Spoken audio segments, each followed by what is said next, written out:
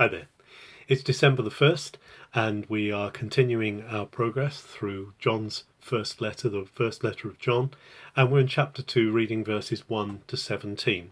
So John has been speaking about the fact that Jesus is the redemption for our sin, he's the atonement for our sin, and then at the beginning of chapter 2 he says that he's writing these things, he's writing this letter to God's people, to the believers, so that they don't sin. His aim, his desire is that they should walk in freedom from the things which interfere with their relationship with God. But the amazing truth is that even if they do sin, and therefore John is acknowledging the fact that as believers, there are times we trip up, there are times we fail, we let our Father down. But he says, but we have an advocate, parakletos is the word, we have a go-between, we have a mediator, we have someone who will stand alongside us and will work with us. We have someone who will speak for us before the Father, and actually is speaking now in the Father's presence with his wounded hands, side and feet, pleading our cause in atonement. And that we can draw on because we can know that in him we have forgiveness for sin. He is the sacrifice who makes us one with God. And then there's a way in which we can know how we are following his instructions, his directives, his commandments. That's if we're doing what he's called us to do. If people say, I'm following Jesus, but they actually ignore his instructions, they ignore his directives, how can we really say that they are following him?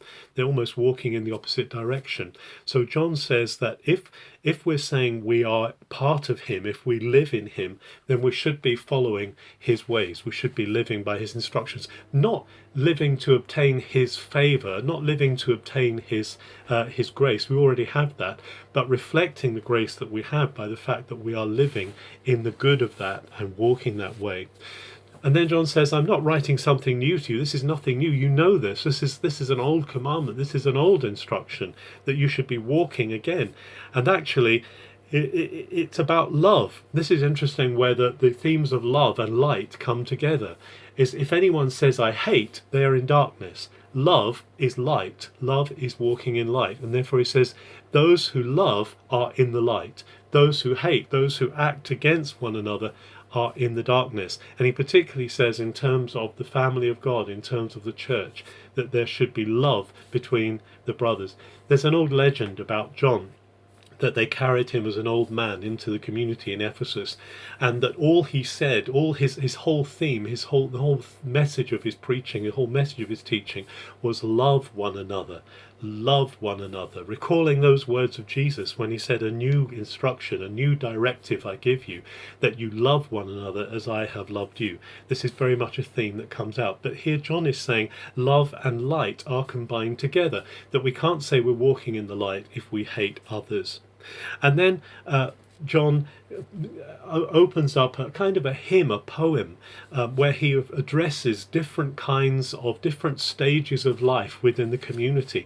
He says, I'm writing to you, little children, because your sins are forgiven. I'm writing to you, fathers, those who have gone on in the faith, because you've known the one, you've had experience of this.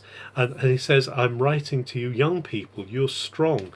The young men who are of fighting age in that sense, they're not children, they're not old folks, they are those who are fighting age, because you have overcome, you have had the victory over the evil one. And so John is basically saying, I'm addressing all of you with these words, and I want you to overcome because you've known who God is, and you can continue to know God. But at the end of our reading, John says, but we can't love God and love the world. This is recalling Jesus' words in a sense. You can't serve two masters. And he says, do not love the world. Now it's interesting, isn't it? Because John 3:16, that classic phrase says, for God so loved the world, he gave his only son. And it's the same word, but obviously there's a different concept being talked about. That's talking about the world as people. This is talking about the world of things. This is talking about the world system. Do not love the world system. Do not see this world as being something that is lasting. In fact, John says this world is going to pass away. It's not. It is not permanent. The things that we see around us, and but those who do what God calls them to do, those who do God's desires, will continue on without limit. So John is very clear here about the need for love to be true and sincere as a sign of light, as a sign of the light he's been speaking about. And so let's seek to live in that light. Let's seek to live in that love today, this December 1st. Have a very good day.